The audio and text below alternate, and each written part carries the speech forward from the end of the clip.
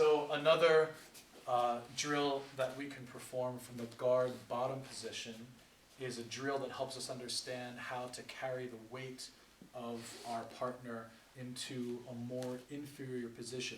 The big problem with being on the bottom of the guard is that even if your guard is very good and you're playing a lot of advanced sport jiu-jitsu, the person on top still has a gravity advantage. So now in a pure grappling context, that may not matter as much because we like the idea of being able to transition our movements to a very peculiar advantage where suddenly, even though we're on our back, we can use this creative way of fighting to submit a person quite unexpectedly.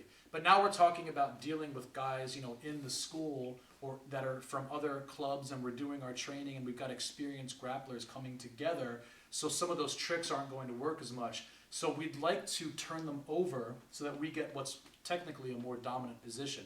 And anytime we turn someone over from the bottom position, it's called a sweep.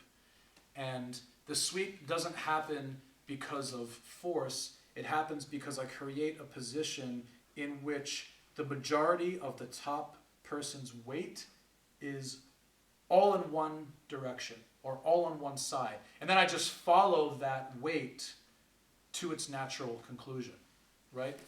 For example, when Nate is in my guard, there's lots of different grips I can take, but perhaps I get one hand in the collar. Right now, notice how when I put the hand in the collar, I pulled my knees in because that gives me his head. Right? So what am I doing? I'm already manipulating the weight. I want to pull his weight over my head because not only does it make his legs light, but it also lets me get his head and hold it down.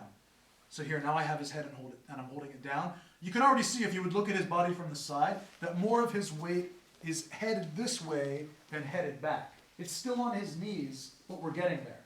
Right? We're getting there. I can also hold the sleeve, right? Or I can hold behind the tricep. And if it's no-gi, I could hold the arm and hold the head, something like this, okay? We're going to do this for the sake of the gi drill. So we hold the collar and then we hold the sleeve. And I can open my legs, and rather than put them on the ground and give him a chance to walk away, and also there's no pressure now keeping him down, I can use pressure on this leg to slide my hips out to the side, like this. And look what it does. It opens up some space between my body and his. Come over here, please. Right, when I move, right now our bodies are close here. Right, this area here is connected. So when I open my legs and shoot my hips to the side, right, just like I do in the shrimp drill, it opens up some space. And I just put my knee inside that space. And now watch, come over here please. Watch how as I slide the knee, this foot catches on the end of his hip. Boom, that's it. And then this leg would drop outside. And I would continue to pull his weight over me, right, because I already have it over me. And then when I switch the legs, by chopping this in and pushing this way with my top foot, he goes to the back, right? And so I reverse the position, and the momentum would carry me over to the top. If it doesn't, I still have this grip and this grip, and I can follow him to the top position. Maybe even from here, I can go around the corner and catch this palm down choke and put my head on the top arm's origin side. Right, the top arm is this arm, and it's my left side, but it lands on the right. So look, if I go this way, look, it opens the choke, see? So I want to scissor the choke shut, so I put my head down over here. And that's going to help me finish. Of course, I turn the hands to cover the carotid sinus also.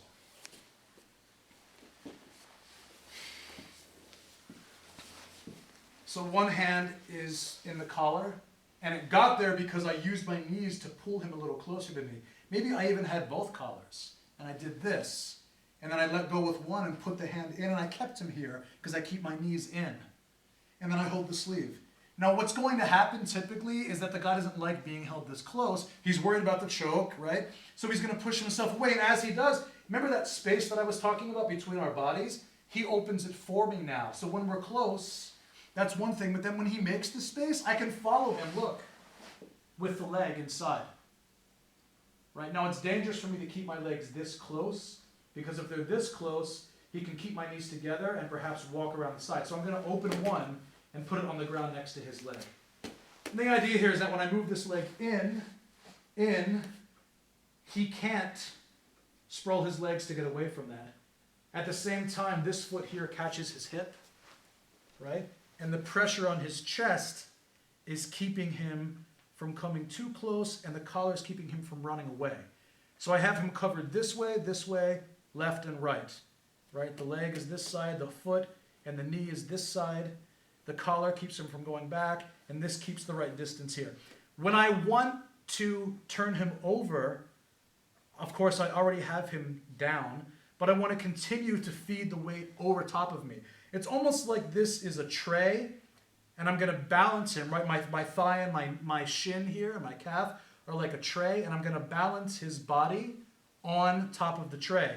So I just give him a little pull, not this way to the side, but straight over my head. I want his head right here in this line. And now that I've taken that weight, I can just switch the feet. And he goes, and I follow myself up.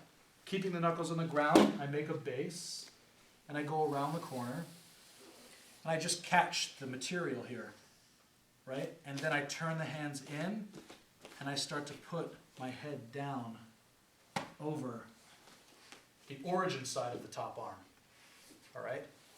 So that's a nice follow-up. Okay, does this make sense? Okay, let's try this.